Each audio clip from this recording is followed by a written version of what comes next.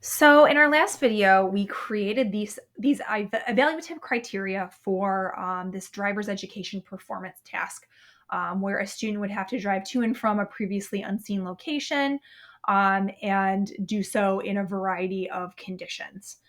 And so before I commit to these evaluative criteria, there's a two-question test I can ask myself to determine if my evaluative criteria are valid. So, are the criteria valid? I have to ask myself, could the criteria be met, but the overall performance still not reveal understanding and proficiency from stage one? So, could somebody meet all these criteria and still not really demonstrate that they've mastered the goals? And so I'm going to go through my criteria really quickly to determine, are these appropriate? Do they really measure the goals that I want? So I think skillful does.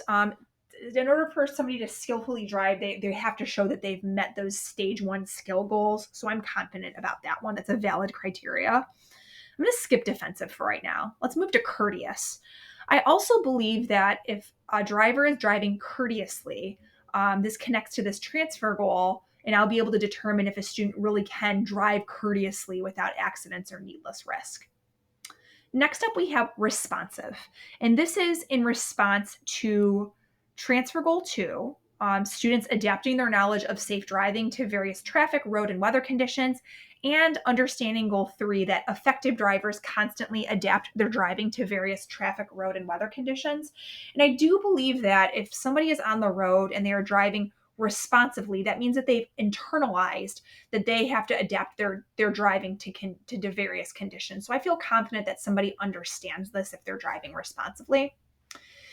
And then finally, I have in here law abiding, and I do think that if somebody drives and they're law abiding, that shows that they know the laws, they've mastered those knowledge goals. So I'm confident about that one. The one evaluative criteria that is kind of on my mind is this idea of defensive driving. So I'm thinking to myself, we want learners to understand that defensive driving assumes that other drivers are inattentive and might make unexpected or dangerous moves. And so somebody could be driving and they see somebody like maybe trying to merge into their lane, and they all of a sudden like get into the next lane.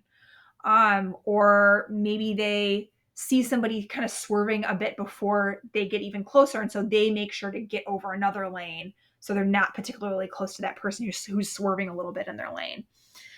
And so I think that will help me determine that students understand that defensive driving assumes that other drivers could be inattentive, but it could just be like a knee-jerk reaction.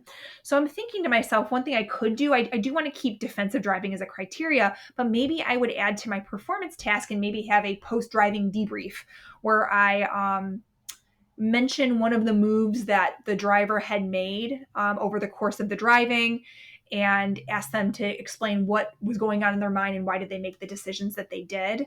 And that will hopefully help me determine whether or not they understand that defensive driving assumes that other drivers are inattentive, and might make unexpected or dangerous moves. Or I could potentially pose a scenario to them and then ask them to walk me through what they might do and why. And that might give me more information about whether or not they understand this understanding goal. So I think asking myself this question helped me refine the assessment task a little bit, because I do know I want to keep this criteria. The second question to see if assessment criteria are valid is to ask ourselves, could the criteria not be fully met, yet the overall performance appropriately assesses the targeted goals in stage one? And I would say that I intentionally matched up each one of these goals or each one of these criteria to the goals of the unit. And so if they didn't meet one of these goals, that means that they didn't, or if they didn't meet one of these criteria, that means that they did not meet one or more of these goals. So I'm pretty confident that my answer is that they have to meet the criteria to actually show that they've met the goals.